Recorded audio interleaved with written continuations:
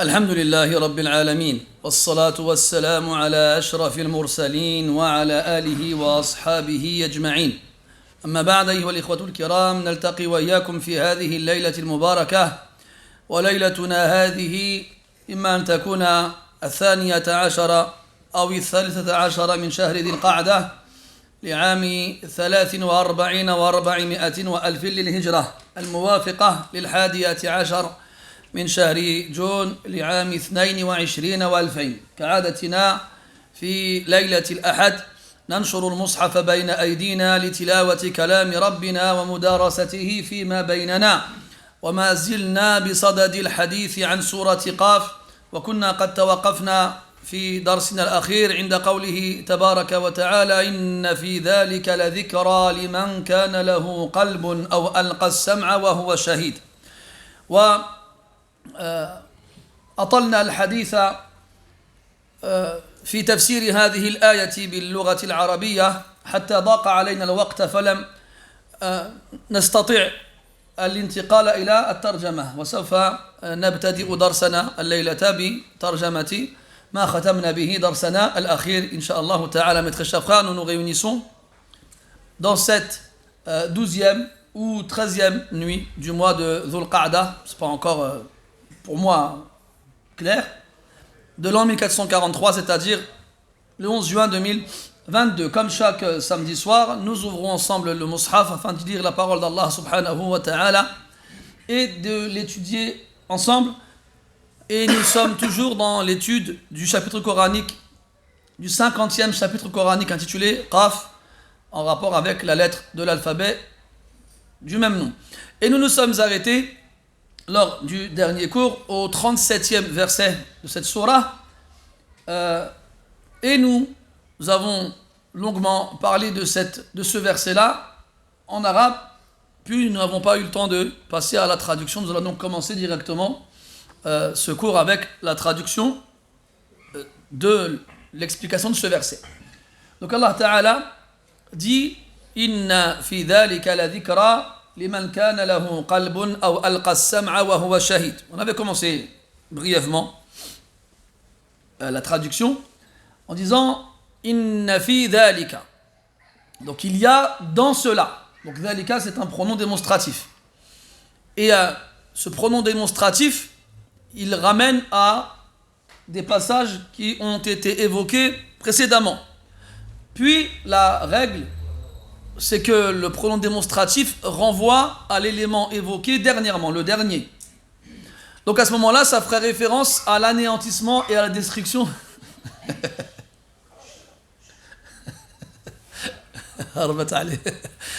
Ça ferait référence à la destruction des nations antérieures qu'Allah a évoquées dans le verset précédent. وَكَمْ أَهْلَكْنَا قَبْلَهُمْ مِنْ قَرْنٍ هُمْ أَشَدُّ مِنْهُمْ بَطْشًا.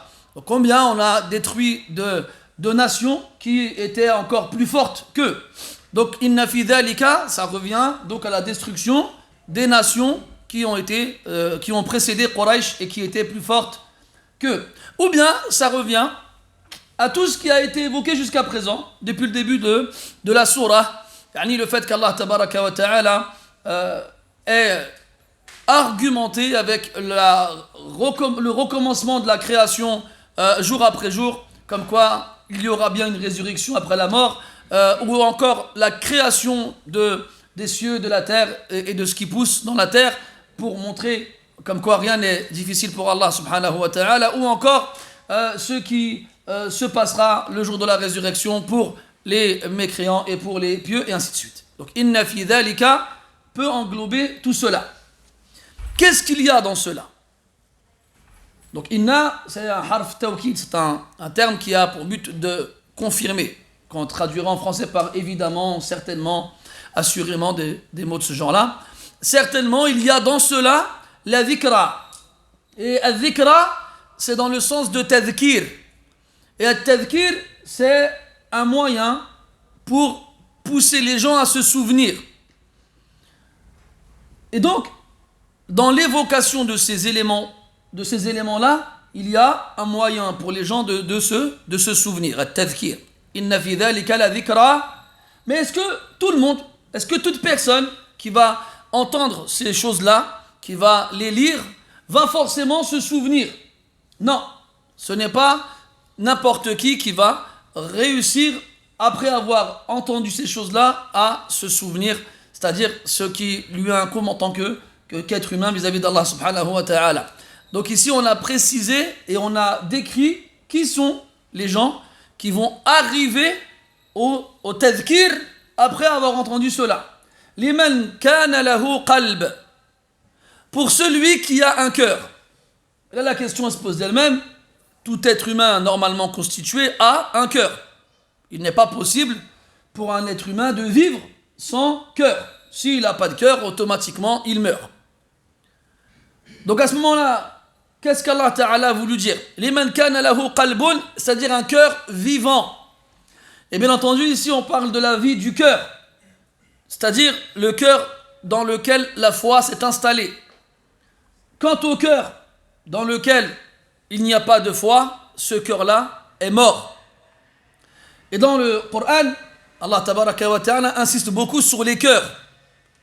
Il nous dit que les cœurs sont soit sains, soit ils sont malades. Comme il nous dit que celui qui n'a pas la foi est comparable au mort. Awaman kana maytan fahyaynahu. Est-ce que celui qui était mort et que nous avons fait revivre? Donc le cœur auquel on fait référence ici, c'est le cœur qui sert à son propriétaire. Un cœur avec lequel on réfléchit, un cœur avec lequel on raisonne, un cœur avec lequel on comprend. Comme Allah Ta'ala il a dit, أَفَلَمْ يَسِيرُوا فِي الْأَرْضِ فَتَكُونَ لَهُمْ قُلُوبٌ يَعْقِلُونَ بِهَا. Vont-ils seulement voyager sur terre afin d'avoir des cœurs avec lesquels ils raisonneront? Et dans notre verset, Allah Ta'ala dit, وَلَهُمْ قُلُوبٌ لَا يَفْقَهُونَ بِهَا. Ils ont des cœurs mais ne comprennent pas avec. كما ذكرنا مرارا في هذه المجالس وغيرها أن العقل محله القلب وله اتصال بالدماغ كما قال أهل العلم. Et comme on l'a dit de nombreuses fois ici ou ailleurs, l'endroit du corps dans lequel se trouve la raison, c'est le cœur. Conformément au verset qu'on vient d'évoquer, où Allah Ta'ala parle de aql avec le cœur et de fiqh. Et le fiqh c'est le fahm, la compréhension. Donc la raison de l'être humain est dans son cœur, même si elle a des relations avec le cerveau, des connexions avec le cerveau. Donc quand il dit liman kana lahu qalbun, pour celui qui a un cœur vivant. وقال بعض أهل العلم عبر بالعقل عن القلب أو عفوا عبر بالقلب عن العقل لأنه محله. C'est-à-dire que Allah Ta'ala il a exprimé la raison en employant le cœur, car c'est là que la raison se trouve. Liman kana lahu qalb, pour celui qui a un cœur. Donc on comprend que le fait que ton cœur batte dans ta poitrine ne signifie pas que ce dernier est vivant en tant que réceptacle de la foi.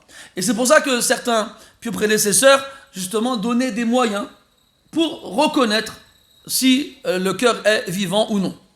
Comme toi, quand tu ressens des problèmes dans ta poitrine, tu vas aller voir un médecin qui va t'ausculter, te diagnostiquer en cherchant des symptômes. Ibn Mas'ud radiyallahu anhu il dit, recherche ton cœur dans 3 endroits. Lorsque tu lis le Coran, et dans les assises de rappel, et dans les moments où tu es seul. Si tu ne trouves pas ton cœur dans l'un de ces 3 endroits, alors demande à Allah de t'en donner un car tu n'en as pas. Fas'alillaha an yamunna alayka biqalbin fa innahu la qalba lak. C'est-à-dire que ton cœur, si tu ne le retrouves pas dans ces moments-là, lorsque tu lis le Coran, lorsque tu écoutes le Coran, tu ne ressens pas ton cœur frémir. Comme Allah Ta'ala dit, innamal mu'minuna alladhina idha dhukira Allah wajilat qulubuhum. Que les croyants, les vrais, sont ceux qui, lorsqu'on leur parle d'Allah, leur cœur, ils frémissent. Et dans notre verset, Allah Ta'ala dit, الله نزل أحسن الحديث كتابا متشابها مثانية تقشعر منه جلود الذين يخشون ربهم ثم تلين جلودهم وقلوبهم إلى ذكر الله. Donc après que ton cœur est frémi à l'évocation d'Allah, eh bien ton cœur s'adoucit à l'évocation d'Allah. Donc c'est avec la lecture du Coran que tu dois sentir ton cœur frémir. Et si tu lis le Coran, ou bien tu entends quelqu'un le lire et que tu ne ressens rien dans ton cœur, c'est ainsi. Deuxième endroit où tu dois sentir ton cœur, c'est dans les assises de rappel, comme celle dans laquelle nous sommes actuellement. Dans la maison d'Allah subhanahu wa ta'ala, en évoquant sa parole, en espérant sa miséricorde et en craignant son châtiment. Dans ce genre d'assises, les anges descendent du ciel. Ils sont attirés par ces assises-là. Et ils s'assoient. Et ils entourent ceux qui y sont présents. Et ils les recouvrent de leurs ailes. Et sur eux descendent la miséricorde et la sérénité. Ils sont al-julasa la yashqa bihim jalisuhum. Ce sont des gens qui, lorsqu'ils s'assoient dans ces assises, ne seront jamais malheureux. Et donc tu dois sentir ton cœur dans ces assises-là. Si tu ne le sens pas, c'est un deuxième symptôme. Et le dernier des trois endroits évoqués, c'est waqtul khalwa, quand tu es tout seul, quand il n'y a personne avec toi. Et là, à ce moment-là, cette solitude, l'absence d'être humain autour de toi pour te voir et t'entendre ou te parler, doit te rappeler ce jour où tu seras seul devant Allah subhanahu wa ta'ala. Ce jour où il n'y aura personne avec toi. Ce jour duquel le prophète a dit alayhi salatu wassalam, ma minkum min ahad illa sayukallimuhu rabbuh laysa baynahu wa baynahu turjuman. Il n'y a personne parmi vous sans que son Seigneur ne s'adresse à lui directement. Il n'y aura pas d'interprète entre eux, directement. Ce jour-là, tu seras seul. Comme Allah dit subhanahu wa ta'ala, وَكُلُّهُمْ آتِيهِ يَوْمَ الْقِيَامَةِ فَرْدًا. Et tous viendront à lui le jour de la résurrection seuls. Tout seul. قال أحد السلف كنت في صلب أبي وحدي ثم سرت إلى بطن أمي وحدي ثم خرجت إلى الدنيا وحدي ثم تقبض روحي وحدي فأدفن وحدي ثم يأتيني الملكان فيسألاني وحدي ثم أبعث يوم القيامة وحدي ثم يحاسبني ربي وحدي فإن سرت إلى خير سرت وحدي وإن سرت إلى غير ذلك سرت وحدي فما لي وللناس فما لي وللناس. Un pieux prédécesseur disait, j'étais dans les entrailles de mon père seul, puis je me suis retrouvé dans le ventre de ma mère seul, puis je suis venu au monde seul, puis mon âme me sera retirée alors que je serai seul, puis je serai enterré seul, puis les deux anges viendront m'interroger seul, et je serai seul, puis je serai ressuscité seul, puis je serai jugé seul, puis si je vais vers un bien, je m'y rendrai seul, et si je vais vers autre chose, je m'y rendrai seul. Qu'ai-je à voir avec les gens? Famali walinnas. Donc quand tu es tout seul, chez toi, entouré par 4 murs, à l'abri du regard des gens, tu dois te souvenir qu'il y a un regard auquel tu ne peux pas échapper. Quand tu te retrouves seul et que ta vraie nature reprend le contrôle, cette nature que tu caches aux yeux des gens, rappelle-toi qu'il y a quelqu'un qui la connaît, cette vraie nature-là. C'est Allah subhanahu wa ta'ala. Et donc lorsqu'on est tout seul, c'est là qu'on doit justement se remettre en question. Dans le hadith des 7 catégories de personnes qui seront sous l'ombre du trône d'Allah le jour où il n'y aura donc que la sienne, le prophète finit en disant « Warajulun ذكر الله خاليا ففاضت عيناه. Et un homme qui a évoqué Allah seul, khaliyan, personne avec lui. ففاضت عيناه, ses yeux se sont inondés de larmes. Il a eu peur. Donc normalement dans ces trois endroits-là, on doit retrouver son cœur. Et si on ne le trouve dans aucun de ces endroits-là, c'est qu'on n'a pas de cœur. En français, on dit de quelqu'un qui n'a pas de cœur, c'est quelqu'un qui est dur, quelqu'un qui est méchant, quelqu'un qui est rude. Mais nous, quand on dit quelqu'un qui n'a pas de cœur, c'est que son cœur, il n'y a pas de vie dedans. C'est un cœur dans lequel la parole d'Allah Ta'ala n'a pas de place. C'est pour ça qu'il a dit ici, Inna fi dhalika la dhikra liman kana lahu qalb, pour celui qui a un cœur vivant. Est-ce que ton cœur il est vivant? Mais pas seulement, liman kana lahu qalbun aw alqa as-sam'a wa huwa shahid. Ou alqa as-sam'a. Alqa en arabe ça veut dire jeter, lancer. Et as-sam' c'est l'ouïe. Et quand en arabe on dit de quelqu'un alqa as-sam', yani istama'a bi udunayh. Quand on dit de quelqu'un qu'il a jeté son ouïe dans une chose, ça veut dire qu'il l'a écouté attentivement avec ses deux oreilles. Dans le sens où il n'écoute que ça, et il n'y a rien qui va le préoccuper de ce qu'il entend. Rien. Le monde, il peut s'écrouler autour de lui, il est tellement captivé par ce qu'il entend qu'il n'entend plus rien de ce qui se passe ailleurs. Aw alqa as-sam'.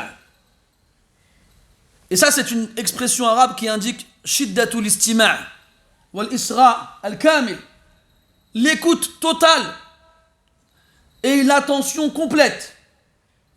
Ça veut dire que celui qui va trouver dans ce qui a été évoqué un tazkir, un moyen de se souvenir, c'est celui quand il lit le Coran ou quand on lui lit le Coran, il l'écoute complètement.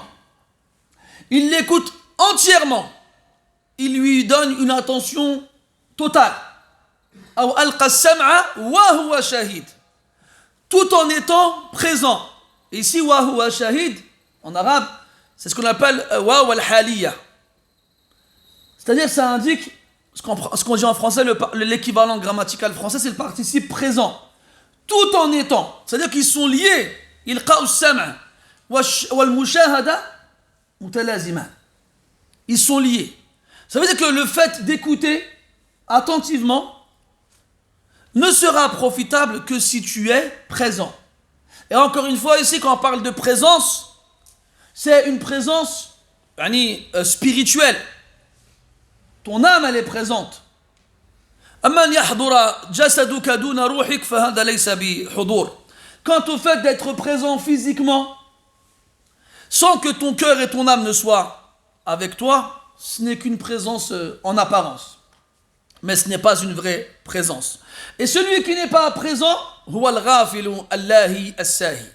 c'est l'insouciant, le distrait, celui qui oublie. Donc si tu veux que ton écoute du Coran te soit profitable, tu dois lui associer une présence complète, une présence totale, une présence comparable à celle de celui qui assiste à une scène et qui peut témoigner de ce qu'il a vu. D'ailleurs, wa huwa shahid, ça vient de l'mushahada, qui est le fait d'assister, d'être présent, ou bien du témoignage. Et tu ne peux témoigner d'une chose que si tu étais présent. Et quand on dit présent, même si tu étais sur place, mais tu étais occupé par autre chose, et qu'on te demande il s'est passé quoi, tu vas dire je sais pas, j'étais au téléphone, ou bien je regardais quelque chose avec quelqu'un, et j'ai pas vu ce qui s'est passé. On va dire toi ton absence et ta présence sont les mêmes. Et les ulama ils disent que justement l'association de ces deux choses-là, ilqa as-sam', le fait d'écouter attentivement, et la présence du cœur pendant l'écoute, yab'athani ila at-tadhkir. C'est ça qui mène vers le fait de se souvenir. Donc c'est lié. Si tu lis le Coran et que tu ne trouves pas dans son contenu un moyen de te souvenir, c'est que un de ces éléments-là manque, ou carrément les trois. La présence du cœur, l'attention complète et l'écoute totale, et la présence de l'âme. Et c'est ce qui nous arrive, nous, malheureusement aujourd'hui beaucoup. Les gens ne trouvent pas d'attirance vers le Coran malheureusement et ne le lisent que très peu et très occasionnellement. Et lorsqu'ils le lisent ou l'écoutent, ils n'y trouvent pas ce plaisir et cette saveur à laquelle on fait référence dans les versets du Coran ou la parole du prophète alayhi as-salatu was-salam. Et ils s'interrogent. Si, ils s'interrogent. Ils disent comment ça se fait? Pourquoi ce Coran il me fait rien? Eh bien interroge-toi. Où est ton cœur quand tu lis? Où sont tes oreilles quand tu lis ou quand tu l'écoutes le Coran? Et où est ton âme, ton esprit, où il est? Et donc tu vois l'importance du Coran pour la vie des cœurs. فهذا القرآن حياة الأرواح وإن استغنى القلب عنه مات كما يموت الحوت إذا أخرج من الماء.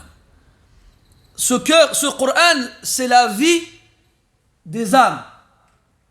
Et que si quelqu'un s'en passe du Coran, irrémédiablement son cœur est condamné à mourir comme un poisson qu'on sortirait de l'eau. C'est sa vie. Allah tabaraka wa ta'ala, il a appelé Jibril alayhi salam al-muwakkal bil-wahy, al-ruh. Allah ta'ala, il a appelé Jibril, l'ange chargé de transmettre la révélation aux prophètes et aux messagers, al-ruh, l'esprit. Pourquoi? لأن في الوحي حياة القلوب.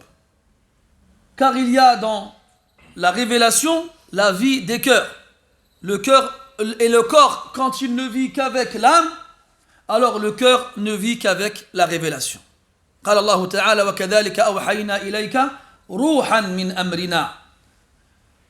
On t'a révélé un esprit, ruh, min amrina, de notre ordre. Cet ordre-là, c'est comme un esprit qui va donner la vie au corps dans lequel il s'installera. إن في ذلك لذكرى لمن كان له قلب أو ألقى السمع وهو شهيد. ثم قال سبحانه وتعالى ولقد خلقنا السماوات والأرض وما بينهما في 6 أيام وما مسنا من لغوب. ولقد قلنا مرارا أن اللام موطئة للقسم وقد للتحقيق فثمة قسم محذوف وتقديره والله لقد خلقنا السماوات والأرض وما بينهما في 6 أيام. وهذه الأيام تبتدئ يوم الأحد وتنتهي يوم الجمعة، حيث جمع الله تبارك وتعالى في هذا اليوم الخلق، ولذلك سمي بالجمعة.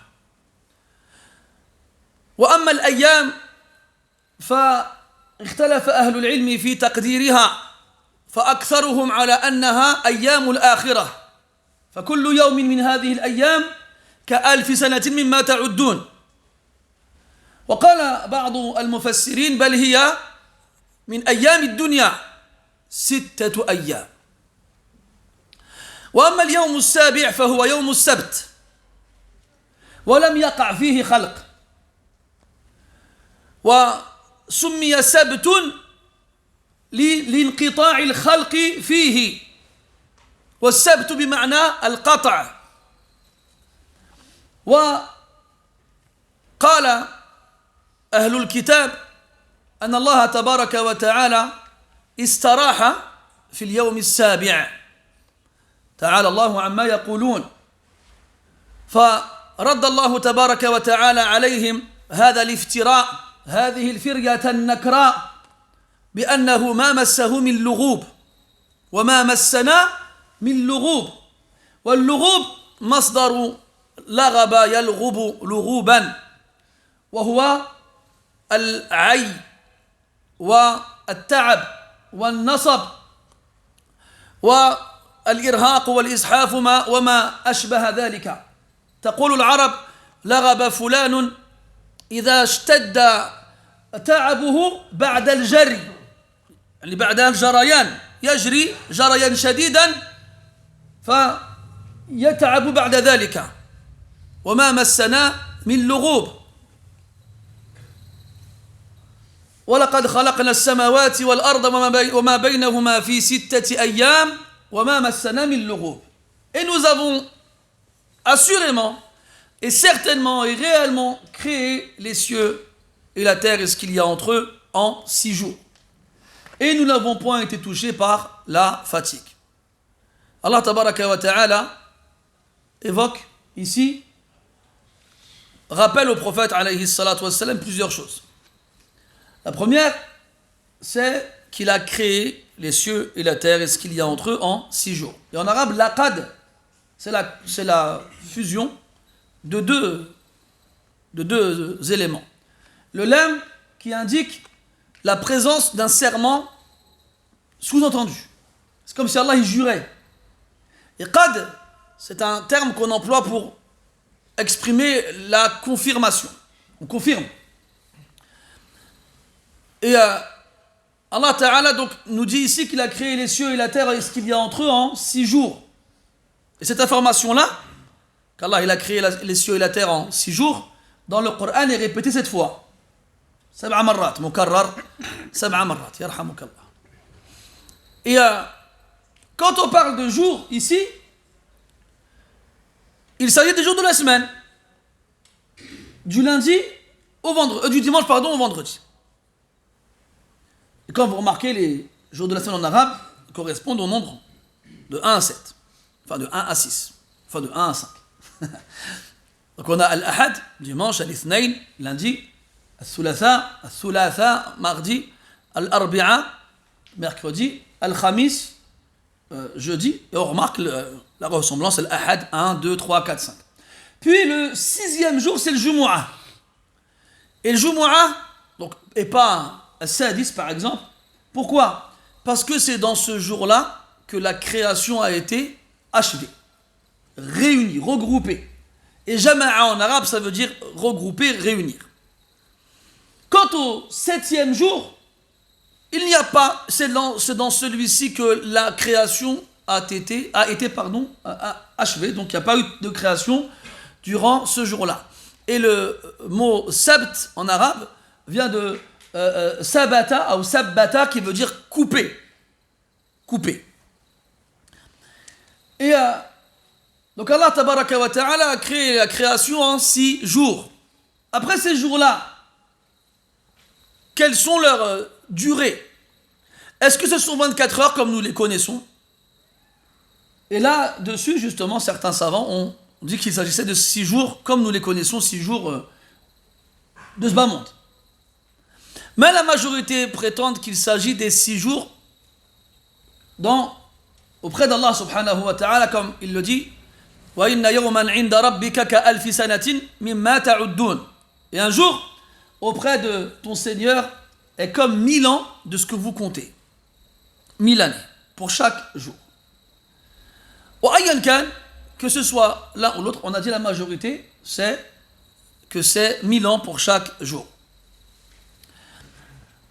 ثم وأورد العلماء سؤالا وهو لماذا لم يخلق الله تبارك وتعالى الخلق في لحظة وهو الذي أخبرنا عن نفسه بأنه إذا أراد شيئا قال له كن فيكون. قال أهل العلم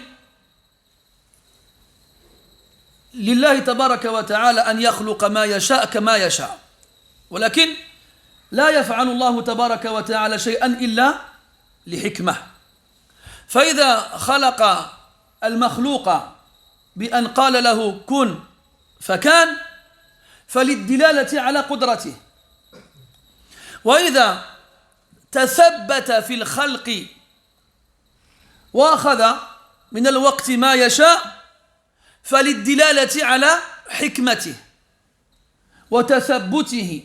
حتى قال بعض السلف كسعيد بن جبير رحمة الله عليه وغيره أن الله تبارك وتعالى أراد في خلقه الخلق في 6 أيام أن يبين للملائكة كمال قدرته وحكمته في صنعه حيث يخلق الأشياء شيئا فشيئا وأراد أن يعلمهم في ذلك الرفق في الأمور والتثبت. وقد قال النبي صلى الله عليه وسلم إن الله رفيق يحب الرفق في الأمر كله. وفي الخبر العجلة من الشيطان. إذن هكذا أجاب العلماء عن هذا السؤال. Et si quelqu'un nous dit pourquoi? C'est quoi ce bruit là depuis tout à l'heure? Ah, d'accord. Il ne faut pas faire attention. Les savants ont dit pourquoi est-ce qu'Allah Ta'ala a créé la création en 6 jours, alors que dans le Coran il nous informe que lorsqu'il veut créer quelque chose, il n'a qu'à lui dire soit et elle existe cette chose-là. Et en fait Allah Tabaraka wa Ta'ala, il crée ce qu'il veut comme il veut. Il crée ce qu'il veut comme il veut. Et des fois Allah il créera la créature en lui disant soit et elle existera. Et des fois il prendra un temps pour créer cette créature-là. Et les savants ont dit qu'Allah Tabaraka wa Ta'ala a agi ainsi lorsqu'il crée une chose en lui disant d'exister et qu'elle existe sur le champ, c'est pour montrer son pouvoir de création. Et comme quoi Allah Tabaraka wa Ta'ala, comme il le dit de lui-même, après avoir évoqué les étapes de la création de l'être humain, il dit Fatabarakallahu ahsanul khaliqin. Donc des fois, si Allah il avait tout créé en une fois, nous on n'aurait pas pu voir à travers cela sa sagesse. Dans le verset de Al-Mu'minun, quand Allah Ta'ala justement nous parle de la création de l'être humain, il dit وَلَقَدْ خَلَقْنَا الْإِنسَانَ مِنْ سُلَالَةٍ مِنْ طِينٍ. Donc le premier être humain, il vient d'argile. ثم جعلنا نسله من ثم جعلناه بعدها نطفة non on dit بعدها hein attends calme-toi toujours respire ولقد خلقنا الإنسان من سلالة من طين ثم جعلناه نطفة في قرار مكين مكين ولا مهين مكين ثم خلقنا النطفة علقة فخلقنا العلقة مضغة فخلقنا المضغة عظاما فكسونا العظام لحما ثم انشأناه خلقا آخر فتبارك الله أحسن الخالقين. Donc Allah Ta'ala il parle de la création du premier être humain Adam alayhi salam à partir d'argile sèche, puis après il parle de sa descendance qui vient d'une goutte d'eau, la goutte de sperme. Puis cette goutte de sperme se transforme en caillot de sang, puis ce caillot de sang se transforme en adhérence, puis en fœtus, puis cette adhérence, plutôt en adhérence, on va rester là-dessus, puis cette adhérence se transforme en moudra, qu'on appellerait nous aujourd'hui fœtus, puis la chair se forme, les os se forment, puis ils sont recouverts de chair, puis nous le créons à nouveau une autre création. Donc ici Allah Ta'ala nous détaille les étapes de la création, pour qu'on s'étonne justement, qu'on voit cette grandeur et cette perfection dans la création. Et lorsqu'Allah Ta'ala a créé la création, eh bien parmi les premiers spectateurs de cette création-là, les anges. Et donc Allah Ta'ala il a voulu montrer aux premiers spectateurs directs, les anges, puis ensuite les autres, à travers la révélation, la sagesse divine dans la création. Et de nous montrer à quel point cette création ne peut pas être le fruit du hasard, ne peut pas exister d'elle-même toute seule. Cette cohérence, cette harmonie ne peut pas venir de nulle part. C'est impossible. Et donc des fois Allah Ta'ala il créera la créature en lui disant soit et elle existera, et des fois il va la créer en la faisant passer par plusieurs étapes. C'est comme l'être humain. Adam alayhi salam, Allah il aurait très bien pu, s'il avait voulu, le créer en une fois. Mais regardez les étapes par lesquelles Adam est passé avant d'exister. Jibril alayhi salam, Allah il envoie Jibril alayhi salam sur terre chercher plusieurs mottes de terre éparpillées partout. Puis ensuite, Allah Ta'ala, il fait une effigie de ce à quoi il va ressembler. Un mannequin, une statue, sans vie ni rien. Et il l'a laissé comme ça pendant 40 jours. Pourquoi? Pourquoi pendant 40 jours? Puis ensuite, il a insufflé l'âme. Et l'âme a pris place dans le corps progressivement. Puis ensuite et enfin, il a vécu. Pourquoi? Et dans de nombreux hadiths, le prophète sallallahu alayhi wa sallam, il attire notre attention sur justement l'origine de la création de Adam alayhi salam, qu'on retrouve dans nous tous. Que ce soit dans nos apparences, le fait qu'il y ait des terres de toutes les couleurs et des humains de toutes les couleurs, ou dans notre valeur en tant qu'être humain, car il y a des terres de nature différente, des terres riches et prospères, des terres nobles, et des terres arides et sèches, et des terres sans valeur. Et on trouve la même chose chez les êtres humains. Alors que si Allah il avait créé Adam directement, comment on aurait pu comprendre le lien entre notre diversité et lui? On ne l'aurait pas compris. Et à ce moment-là, tu comprends qu'il n'y a pas de raison de se sentir meilleur vis-à-vis de notre être humain par la couleur de ta peau. Parce que ce n'est pas la couleur de la peau, de la terre, qui nous permettent de juger si elle est bonne ou pas. Mais c'est ce qu'on trouve à l'intérieur et c'est ce qui pousse à l'extérieur. Et quand on regarde bien, les meilleures terres, c'est les noirs. Et les moins bonnes, ben c'est les blanches. Et ce qui compte, c'est pas la couleur de la peau, mais c'est la nature de ton cœur. Et wallah, il y a des humains sur terre, ils ont la peau plus noire que le charbon, mais le cœur plus pur que la neige. Et il y en a qui ont la peau blanche comme la neige et le cœur noir comme du charbon. Et Allah, il ne regarde pas la couleur de nos cœurs, de la couleur de nos peaux, ni les apparences de nos corps, mais il regarde nos cœurs et nos actions. Donc celui qui croit qu'il est meilleur qu'un autre parce qu'il a une couleur qui, selon lui, est meilleure, il n'a rien compris. Il n'a absolument rien compris. Ala kulli hal, c'est comme ça qu'il faut donc... C'est comme ça qu'on comprend pourquoi, dans certains cas, Allah Ta'ala, il crée tout de suite, d'un coup. Et des fois, il prend du temps, pas parce qu'il en a besoin, mais pour que toi, tu vois la perfection de sa sagesse à travers les étapes de la création. Aussi, parmi les raisons et les sagesses qu'il y a dans le passage par ces étapes-là, le fait de nous montrer qu'il faut savoir, des fois, prendre son temps. Et c'est ce qu'Allah Ta'ala a voulu nous montrer à travers cela. Et dans le hadith, le prophète dit sallallahu alayhi wa sallam que Allah il est rafiq. Et rifq, ça veut dire soit la douceur, soit le fait de prendre son temps. Et il aime que l'on prenne son temps dans toute chose. Et que l'on fasse preuve de douceur dans toute chose. Et dans un autre hadith, il nous informe alayhi salatu wa sallam, que la précipitation vient du diable. Donc, si tu veux faire une chose bien, prends ton temps. Et la chose qui mérite qu'on la fasse le mieux possible, c'est la prière. Et donc, si on veut la faire bien, il faut prendre son temps quand on prie. Et malheureusement, nous, s'il y avait une chose qu'on ne fait pas bien, parce qu'on ne prend pas son temps dedans, c'est la prière. On a du mal. On la trouve lourde. Alors, on veut la faire vite pour s'en débarrasser. Et comment est-ce qu'on peut estimer, ou croire, ou espérer que cette prière-là va bien être accomplie si on la fait aussi rapidement? Vous vous souvenez, la semaine dernière, quand on a dit à Abu Bakr radiyallahu anhu qu'il a vu le Baqara dans le Subh, entière dans le Subh. Et quand il a fini, c'était presque shuruq. Presque cela, il allait se lever. Là, Omar lui dit, غفر الله لك إن كادت الشمس أن تطلع علينا قبل أن تسلم. Il dit qu'Allah il te pardonne. Presque le soleil il allait se lever avant que tu finisses la prière. Et là Abu Bakr lui répond radiyallahu anhu, لو طلعت علينا لألفتنا غير غافلين.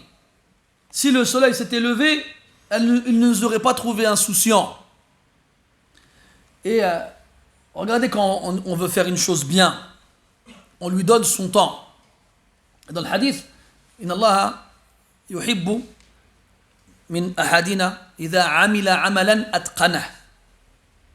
Quand l'un d'entre nous il fait une chose, Allah il aime qu'il la fasse bien, avec maîtrise.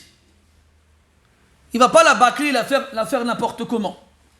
Et il a dit amila amalan wa al-mutabadiru ila al-dhihni min al-a'mal ma yutaqarrabu bihi ila Allah subhanahu wa ta'ala. Ce qui vient à l'esprit en premier quand on parle d'action ici, c'est celle avec laquelle on va se rapprocher d'Allah subhanahu wa ta'ala. Et Allah tabaraka wa ta'ala, il a reproché au prophète alayhi salatu wassalam de lire le Coran vite et de vouloir l'apprendre trop vite. Il a dit subhanahu wa ta'ala la tuharrik bihi lisanaka lita'jala bih. Ne va pas faire bouger ta langue en le précipitant, en précipitant sa révélation. Jibril alayhi salam, il lui dictait le verset et lui était tellement impatient de le recevoir qu'il essayait de deviner les mots en avance. Allah a dit attends. La tuharrik bihi lisanaka lita'jala bih. Et dans l'autre verset, Allah a dit وَلَا تَعْجَلْ بِالْقُرْآنِ مِنْ قَبْلِ أَنْ يُقْضَى إِلَيْكَ وَحْيُهُ. Ne précipite pas la lecture du Coran avant même qu'on ait fini de te le révéler. C'est comme vous, quand je cherche un verset, vous vous énervez là. Doucement. Et pourtant, c'est dans le Coran. Et même les salafs à l'époque, ils voulaient, les tabi'in notamment, ils voulaient lire le plus de Coran possible. Même Hatar, Sahaba radiallahu anhum, Abdullah ibn Amr ibn al-As, qui lisait le Coran entièrement tous les jours.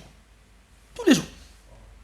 Et quand Rasul il a appris, il lui a dit Iqra'hu fi shahr. Lis-le en un mois. Il lui a dit non. Utiqu akthara min dhalik. Je peux faire plus que ça. Alors il lui a dit en 20 jours. Il lui a dit non. En 15 jours. Il lui a dit non. En 10 jours. Il lui a dit non. En une semaine. Il lui a dit non. En 3 jours. Voilà. Taqilla an dhalik. Et pas moins que 3 jours. فإن من قرأ القرآن في أقل من 3 لم يفقه. Ou لن يفقهه. Et pas moins de 3 jours. Car quiconque le lit en moins de 3 jours, il ne le comprendra pas. Puis après, il y a des gens qui ont été voir Sahaba, comme Abdullah ibn Mas'ud ou bien Abdullah ibn Abbas, et il leur disait, nous, on a lu en une nuit Al-Baqarah, Al-Imran et Al-Nisa. Et là, on commence à trouver des paroles des Sahaba qui leur disaient La tahuzzu al-Qur'an, hadha al-shi'r. Ne récitez pas le Coran à la vitesse de la poésie. Parce que les Arabes, ils avaient ce qu'on appelle le huda. Le huda, c'était une poésie rapide, rythmée, qu'ils chantaient pour encourager les dromadaires à accélérer le pas. Et ne récitez pas le Coran comme vous récitez la poésie. Et un homme, il a dit Ibn Abbas, c'est qui le meilleur? Quelqu'un qui lit dans la prière Al-Baqarah, Al-Nisa, Al-Imran, ou un autre qui lit Al-Baqarah, qui prend son temps, qui réfléchit. Il a dit Al-Thani ahabbu ilayya min al-awwal. Je préfère le deuxième au premier. Mais wallah, c'est agib quand tu vois les gens avant les questions qui se posaient. Tu vois? Ouais, c'est qui le meilleur? C'est lui ou c'est moi? Il a lu Al-Baqarah, Al-Imran, Al-Nisa, et moi j'ai lu Al-Baqarah. Imagine ce soir, aujourd'hui, je veux dire. Des fois, wallah, vous trouvez des choses dans les kutub qui sont ajiba jiddan. Jiddan, jiddan. Parmi les choses étonnantes que j'ai pu lire dans ce sens-là, c'était Saïd ibn Musayyib, rahmatullah alayh. Il y a 2 hommes qui sont venus le voir parce qu'ils étaient en conflit. Écoutez le conflit. Hein. Alors, باع أحدهما الآخر بيتا. فلما استقر المشتري في بيته وجد فيه ذهبا. فذهب إلى البائع ليرد له ذهبه. فقال البائع هذا الذهب ليس لي. فقال المشتري بل وجدته في بيتك فلا يكون إلا لك. فقال بل وجدته في بيتك وقد اشتريته فهو لك. فاختصما في ذلك من أحق بالذهب وكل واحد منهما يرده إلى صاحبه. Donc, il y a un homme, il a une maison, il la vend à un autre. L'autre, il s'installe, il y trouve de l'or. Toi, t'aurais fait quoi, toi? T'aurais dit Allahu Akbar. T'aurais dit, oh, ta femme, ferme la fenêtre, les portes. Chut. C'est ça, c'est mon risque. Qu'est-ce qu'il fait lui? Il trouve l'or, c'est pas une pièce d'or, hein. C'est de l'or. Hein. Il va voir le vendeur. Il lui dit, j'ai trouvé de l'or dans ta maison, tiens. Il fait non. Voilà, il dit, c'est pas moi. Il fait si, je l'ai trouvé dans la maison que tu m'as vendue. Donc il peut être qu'à toi. Il fait non, c'est pas moi. Si tu l'as trouvé dans la maison que tu as acheté, il est à toi. Il fait non, moi je suis arrivé, j'ai trouvé sur place. Et chacun, il essaie de donner l'or à l'autre. Et l'autre, il refuse de le prendre. Et ils se sont disputés comme ça. Ils arrivent chez Saïd ibn Musayyib, rahmatullah alayhi, il dit, qui a raison parmi nous? Ils veulent pas l'or.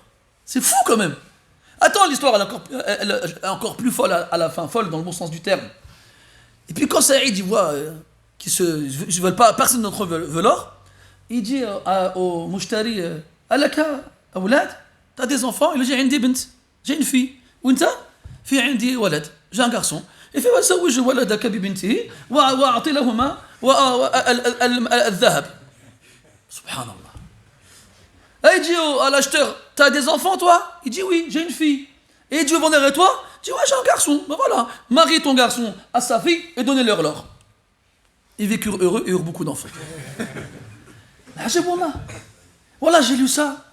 J'étais comme ça, j'ai dit, d'un côté t'es subjugué, t'es mashallah, tu dis Allahu Akbar, comment ils étaient nés avant. Comment les gens ils étaient avant. Et après tu te demandes comment ça serait passé toi aujourd'hui. Aujourd'hui, il ouvre la porte, il s'installe, il ouvre un placard, il trouve des lingots d'or. Tu vois, Allahu Akbar. Hein? La nuit, à 3h du matin, il va les mettre dans son pantalon avec du scotch. Hein, il va longer les murs comme un ninja. Et il va les cacher dans une forêt, à côté d'un arbre, il va faire une croix. Puis le lendemain matin, le propriétaire, il n'était pas trouvé de l'or dans un placard. Je dis non. Quel or, t'es fou quoi toi? Ce serait à peu près ce genre de scénario auquel on aurait droit nous aujourd'hui. Ah, c'est plus pareil. Les choses, elles ont changé. Et les gens avant, ils avaient des problèmes, les nôtres, qui dépassent notre entendement, wallah, des problèmes. Ajib, wallah. Un homme, il a fait ça. Abu Bakr, il a vu une femme pendant le Hajj, elle ne parlait pas. Il dit, pourquoi elle ne parle pas? Elle a fait une promesse à Allah de faire le Hajj sans dire un mot. Ou là, un autre, il partait de Beit Maqdis jusqu'à Mecca à pied. Ça, il y en avait plein de comme ça. Dans le hadith de Jabir, dans Sahih Muslim, Rasoul, il a vu un homme, il marchait à pied comme ça, il restait debout sous le soleil. Il dit, pourquoi tu restes comme ça? J'ai promis à Allah justement de rester sous le soleil sans me couvrir. Il a dit, Allah, ghaniyun an ta'dhibka nafsak. Allah, il n'a pas besoin que tu te châties toi-même. Arrête. Les gens, ils se limitent, ils se donnaient des choses, des limites. Ajiba, ghariba, wallah, étonnante et subhanallah. Et tu vois aujourd'hui les formules platinum, formule gold, golden, silver, mashallah, hein? Oui. On t'a compris, on va pas tous les faire, c'est bon. C'est fou quand même, wallah. Hôtel 5 étoiles, climatisation, train, Allah Akbar. Et avec tout ça, ils sont pas contents. Oui. وَلَقَدْ خَلَقْنَا السَّمَاوَاتِ وَالْأَرْضَ وَمَا بَيْنَهُمَا فِي 6 أَيَّامٍ وَمَا مَسَّنَا مِنْ لُغُوبٍ. Et nous n'avons pas été touchés par al-lughub. Al-lughub, c'est une fatigue après un effort intense. En arabe, ils disent quand quelqu'un il court et, fortement, je ne sais pas si on peut dire fortement, bon, t'as compris, eh bien, la fatigue qu'il ressent après, on l'appelle l'urub. En arabe, on a plusieurs types de fatigue. On a l'aï, on a ta'ab, on a le nasab, on a l'urub. Et d'autres. Mais chaque terme ici, il indique la fatigue, mais sur des points différents. Et il dit, et on n'a pas été touché par la fatigue. Pourquoi il dit ça? Parce qu'il fait référence ici aux gens du livre qui prétendent qu'Allah tabaraka wa ta'ala il a créé les cieux en 6 jours et qu'au 7e il s'est reposé. Et Allah ta'ala il répond à ce blasphème, à ce mensonge en leur disant وَمَا مَسَّنَا مِنْ لُغُوبٍ. نظير هذه الآية قوله تبارك وتعالى ولقد خلقنا السماوات والأرض في 6 أيام الله الذي خلق السماوات والأرض في 6 أيام ولم يعي بخلقهن. Allah est celui qui a créé les cieux et la terre et il n'a pas éprouvé de fatigue à les créer. Allah il ne se fatigue pas, subhanahu wa ta'ala. Allah il ne se fatigue pas. Il n'a pas besoin de dormir. Il n'a pas besoin de manger. Inna Allah la yanam. Wa la yanbaghi lahu an yanam. Allah il ne dort pas. Wa huwa yut'imu wa la yut'am. C'est lui qui nourrit, on ne le nourrit pas. Allah il n'a besoin de rien, subhanahu wa ta'ala. Et Allah ta'ala il dit Ma khalqukum wa la ba'thukum illa ka nafsin wahida. Votre création ou votre résurrection revient à ne créer qu'une seule personne. Créer toute l'humanité, tu veux créer toute l'humanité ou créer un seul être humain, c'est pareil pour Allah subhanahu wa ta'ala, il n'y a aucune différence. La khalqus samawati wal ardi akbaru min khalqin nas. La création des cieux et de la terre, elle est plus grande que celle des gens. أأنتم أشد خلقا أم السماء. Est-ce que vous avez une création plus robuste ou le ciel? Ou dans un autre sens, est-ce que votre création était plus difficile ou celle du ciel? Et il n'y a rien de difficile pour Allah subhanahu wa ta'ala. وهو الذي يبدأ الخلق ثم يعيده وهو أهون عليه. وأهون بمعنى هين. Et c'est lui qui commence la création et qui la reproduit, et cela pour lui est simple, facile, aisé. وما ذلك على الله بعزيز. إذن Allah il a créé les cieux et la terre et ce qu'il y a entre eux en 6 jours, et il n'a point été touché par la fatigue, contrairement à ce qu'ont prétendu les gens du livre dans cela. فلماذا ذكر الله تبارك وتعالى ذلك في هذا السياق؟ ليوطن أمره نبيه عليه الصلاة والسلام بالصبر، فقال فاصبر على ما يقولون. والقول المشار إليه إما أن يعود على افترائهم على الله تبارك وتعالى بما لا يليق بجلاله وعظمته سبحانه، وإما أن يعود إلى ما يقولون في حق النبي صلى الله عليه وسلم من شتم وسب وكذب واتهامه بما هو منه بريء. وكلا الأمرين محتملا. فاصبر على ما يقولون. وأمر الله تبارك وتعالى نبيه عليه الصلاة والسلام بالصبر على قول الكفرة تكرر في القرآن مرارا 4 مرات. قال الله تبارك وتعالى فاصبر على ما يقولون في سورة صاد، واذكر عبدنا داود ذا الأيد. وقال في قاف فاصبر على ما يقولون وسبح بحمد ربك. وقال في المزمل أو المدثر فاصبر على ما يقولون واهجرهم هجرا جميلا. وما الرابع فنسيته. في الإنسان ولا لا؟ اصبر على ما يقول. لا لا نريد فاصبر على ما يقولون. أيوة في الإنسان لا نشيد فاصبر على ما يقولون. الأمر الله تعالى نبيه بالصبر جاء في القرآن 18 مرة في عدة أشياء. فاصبر لحكم ربك، فاصبر على ما يقولون، وغير ذلك.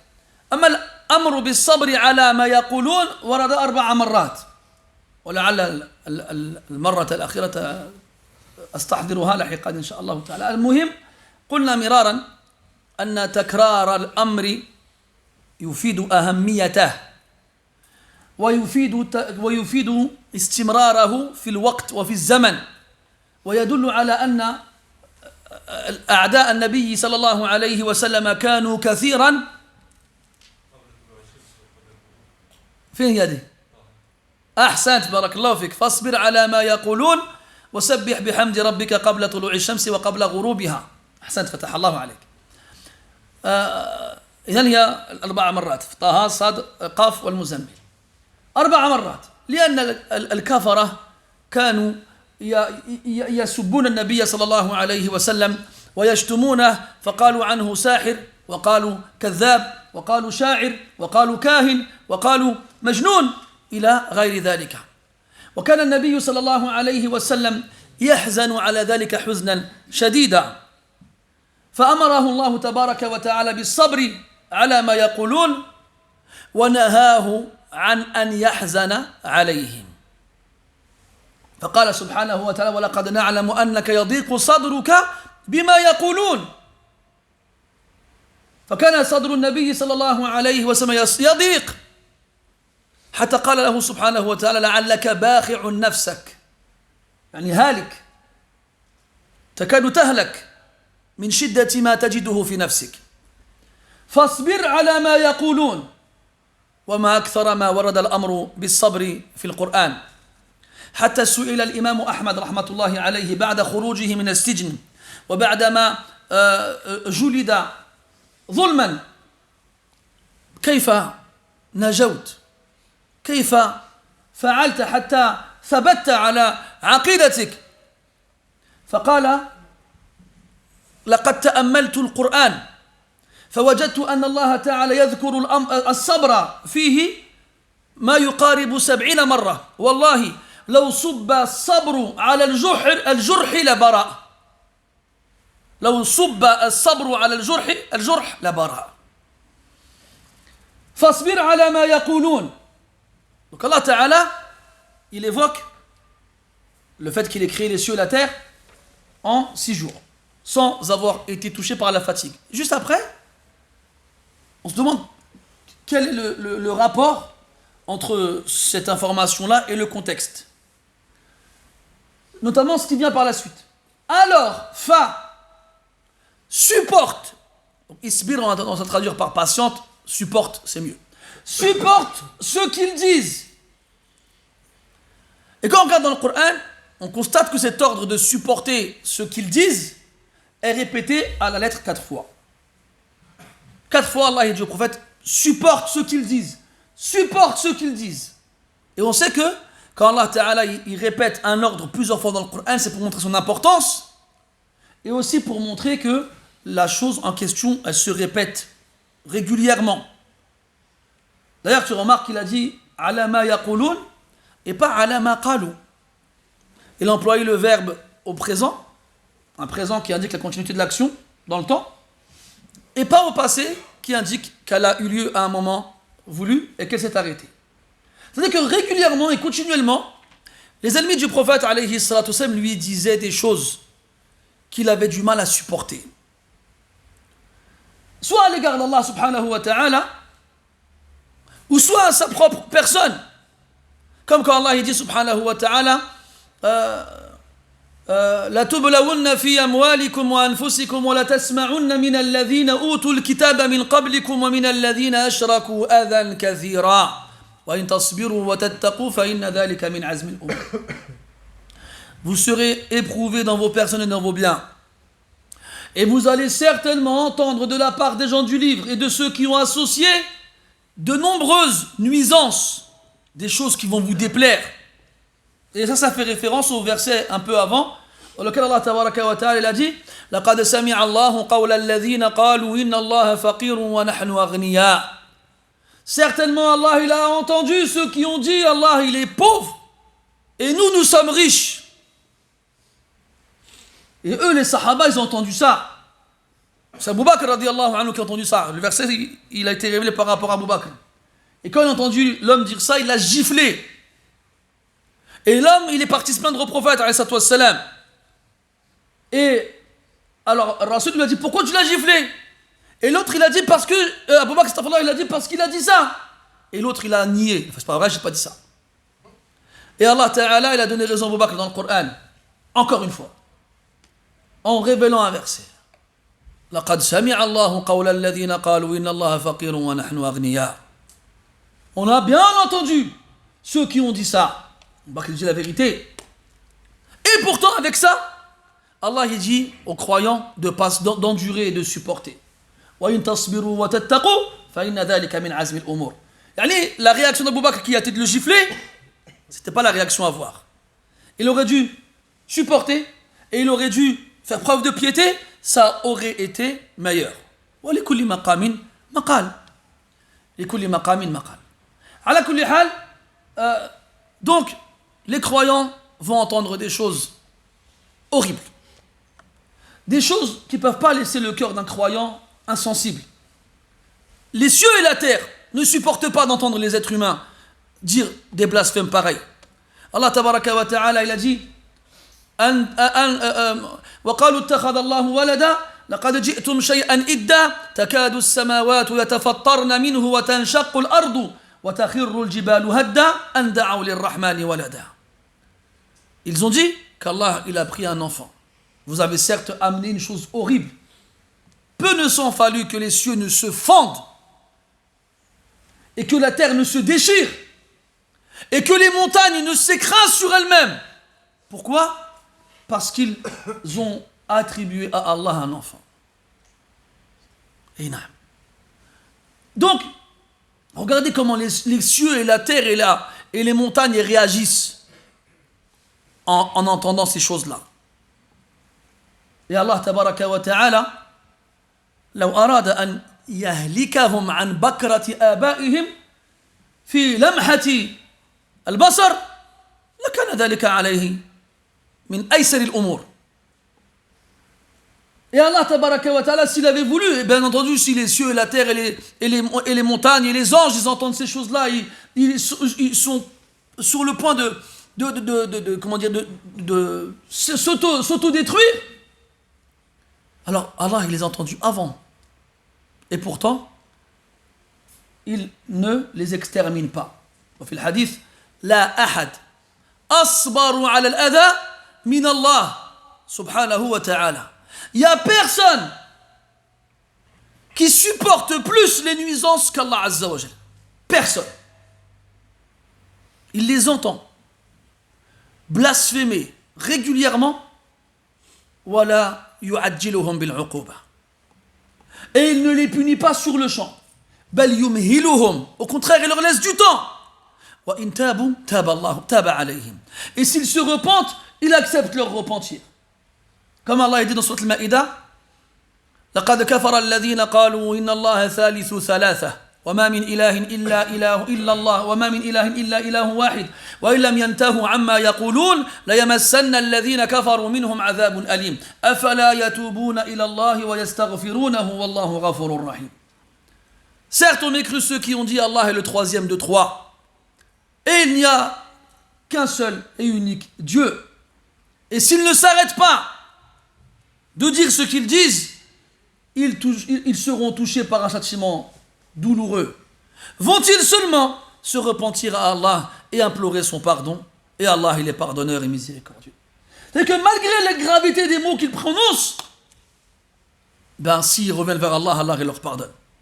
Comme dans le début de l'Kahf, quand Allah tabaraka wa ta'ala dit Kaburat kalimatan takhruju min afwahihim yaquluna illa kadhiba. Quel grand mot sortent de leur bouche, des mots immenses, gravissimes. Ils ne font que dire des mensonges. La ahada asbaru ala al-ada min Allah subhanahu wa ta'ala. Et attends, il ne les punit pas tout de suite. Il leur laisse du temps pour se repentir. S'ils se repentent, il leur accorde son pardon. Et pendant ce temps, yarzuquhum wa yahfazuhum wa yashfi maridahum wa yu'tihim min barakatihi wa rahmatihi wa ma shbaha dhalik. Et pendant ce temps, il leur donne. S'ils sont malades, il les guérit. S'ils ont faim, il les nourrit, il les protège. Il ne coupe pas sa subsistance à eux, malgré ce qu'ils font. Fasbir ala ma yaqulun. Donc si Allah Ta'ala les entend blasphémer et proférer ses mensonges, et pourtant il ne va pas les punir sur le champ, et il leur laisse du temps, et il supporte, fasbir anta ala ma yaqulun. Toi aussi patiente. Tu vas les entendre mentir sur toi, dire que tu es un sorcier, un devin, un poète, un fou. Et ils ont tout dit, alors qu'ils savaient tous très bien que c'était faux. Wallahi, avant ça, c'est eux qui l'ont appelé Al-Amin. C'est pas lui qui s'est appelé comme ça. Et quand le jour de la conquête de la Mecque, il les a réunis à Mecca, et qu'il leur a dit Mada tadhunnuna anni fa'ilun bikum. Ils lui ont dit Akhun Karim, Ibnu Akhin Karim. Wallahi ma qalu hadha mujamalatan. Bal qaluhu sidqan wa an yaqin wa ilm. لكن منعهم الكبر أن يعرفوا ذلك فيه قبل ذلك. وكان الشيطان من ورائهم. فلما جاء الحق وزهق الباطل ما وسعهم إلا أن يعترفوا بالحق الذي أنكروه هذه السنين الطوال. Quand le prophète à la conquête de la Mecque, il les a réunis, Quraysh, qui l'ont pourchassé et qui ont torturé ses compagnons jusqu'à les forcer de quitter la Mecque. Et quand ils les ont quittés, ils ont été les chercher là-bas pour les combattre et pour les anéantir et les exterminer. Pendant des années, ils ne les ont pas laissés. Et quand le prophète revient à la Mecque, triomphant, il interdit à ses compagnons de tuer les gens. Puis quand ils sont tous réunis devant lui, il leur dit « Que pensez-vous que je vais faire de vous ?» Alors ils lui répondent « Un frère noble, fils d'un frère noble. » Et ne croyez pas qu'ils ont dit cela pour l'attendrir ou l'amadouer. Non, wallah, qu'ils l'ont dit avec certitude et connaissance, parce qu'ils savent qu'il est Karim. Ils savent qu'il est Akramu, Al-Akramin, bin Bani Adam. Ils savent que c'est lui le plus noble des nobles chez les fils d'Adam. Ils l'ont toujours su. Mais c'est l'orgueil qui les a aveuglés. Et le diable qui les a trompés. Et à ce moment-là, quand la vérité est apparue et que le faux a disparu, alors ils n'ont pu que reconnaître cette chose en laquelle ils ont toujours cru, c'est que cet homme-là, c'est le meilleur des hommes. Akhun Karim, Ibnu Akhin Karim. Isbir ala ma yaqulun. Ne prête pas attention à ce qu'ils disent. Patiente, endure, supporte. وما أفضل السبيل إلى الصبر على الأذى العكوف واللزوم على العبادة والصلاة والتسبيح. فقال سبحانه وسبح بحمد ربك قبل طلوع الشمس وقبل الغروب ومن الليل فسبحه وأدبار السجود. وفي قراءة وإدبار السجود. قال وسبح بحمد ربك. اختلف أهل العلم في معنى التسبيح هنا أهو على ظاهره وهو أن يلهج اللسان بالتسبيح قائلا سبحان الله وهو أحد الأقوال الواردة في تفسير هذه الآية وقيل بل المراد بالتسبيح هنا الصلاة ومن أسماء الصلاة السبحة وقد قال الصحابة رضي الله عنهم أن النبي صلى الله عليه وسلم ما كان يسبح في السفر أي ما كان يتنفل بل يقتصر على أداء الفرائض. وسبح بحمد ربك أي نزه ربك من كل عيب ونقص واعترف بكماله في أسمائه وصفاته. وهذا يستلزم الآخر لأن الذي لا عيب فيه ولا نقص لا بد أن يكون ذا صفات الكمال ونعوت الجلال والجمال سبحانه وتعالى فهما متلازمان.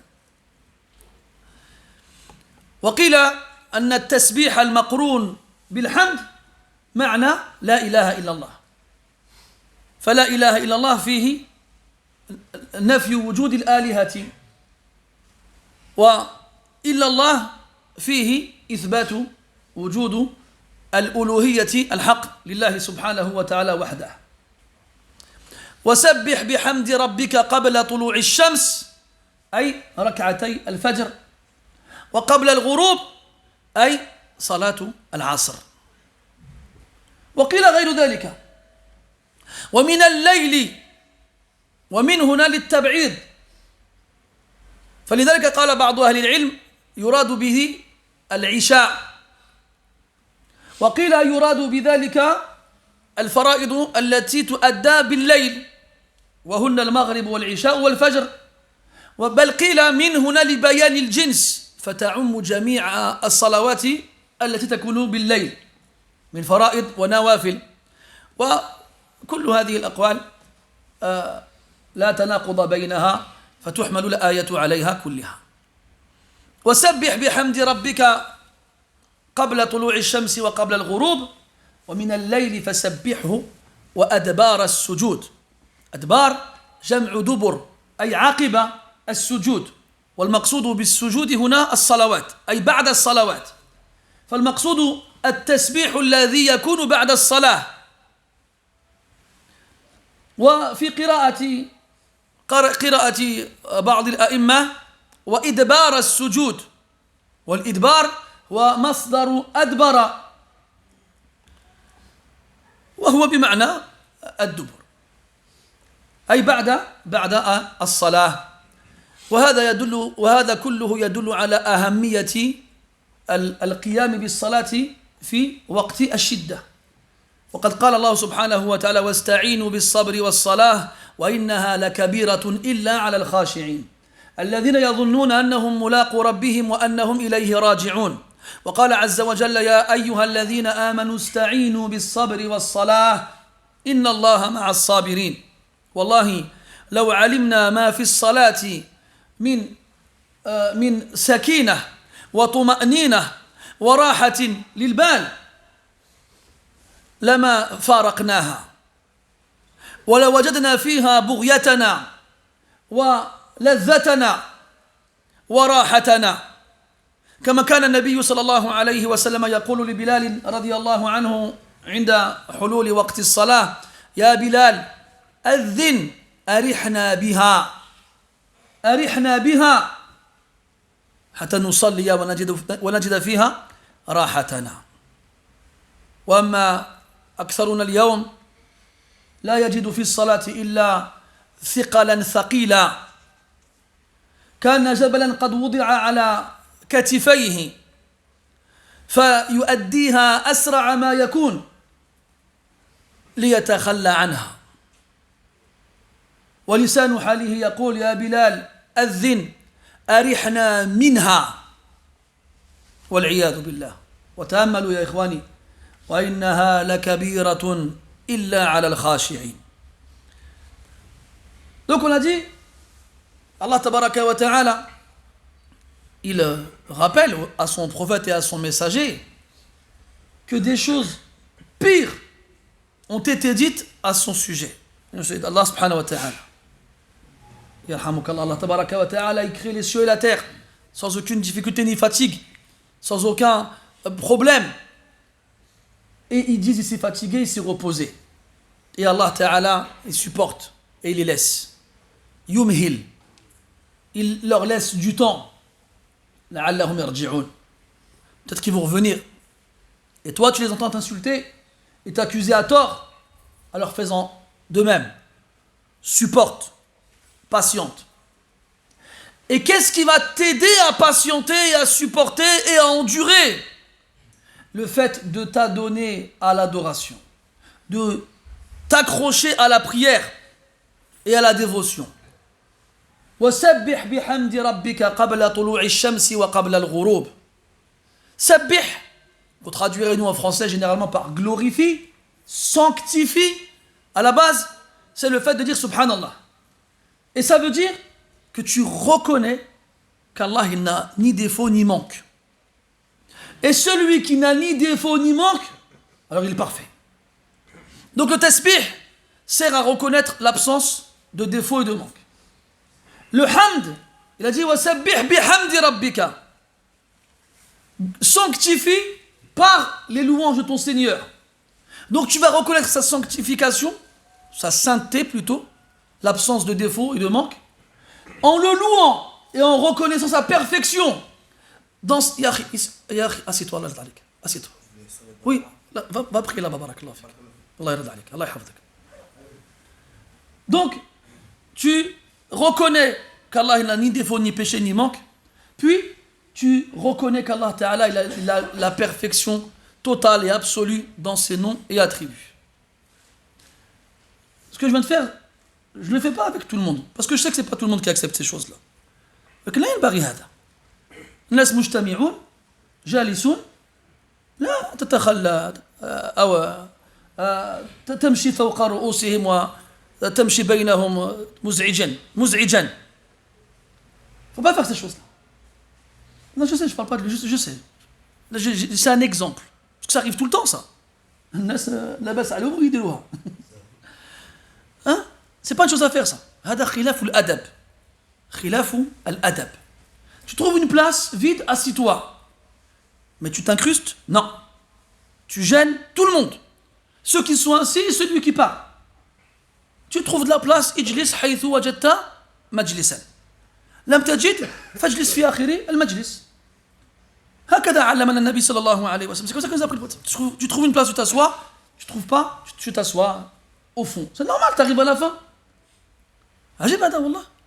Tu arrives à la fin, tu veux t'asseoir debout. Et non, tu veux t'asseoir debout, pardon. Tu veux t'asseoir devant. Celui qui veut s'asseoir devant, il vient le premier. Ça marche partout comme ça. Oh là là. T'as vu comment on regarde de travers quand t'es à la boulangerie, tu fais la queue pour ta baguette? Et il arrive comme ça, il fait comme si, tu vois, comme ça. Et je suis il te qarrab min la caisse. Voilà. Et toi tu dis quoi? Tu dis, wallah, il va me dépasser lui. Pour une baguette, ma t'smahlouche. Ou bien des fois tu fais la queue à Carrefour. T'as ton caddie. Ça fait un quart d'heure t'attends. Et là il arrive avec un paquet de chips. Il dit, khoya, smahli, ça te dérange? Je dis, wallah, tu passes par le paquet de chips. Parce que ça fait ruba sa'a, t'es en train d'attendre. Ma t'smahlouche un paquet de chips. Mais au masjid, t'arrives le dernier, la mosquée elle est pleine, ils se sont assis depuis tout à l'heure, et tu veux t'asseoir au premier rang. Voilà, ce qui est étonnant, c'est qu'on doit le dire.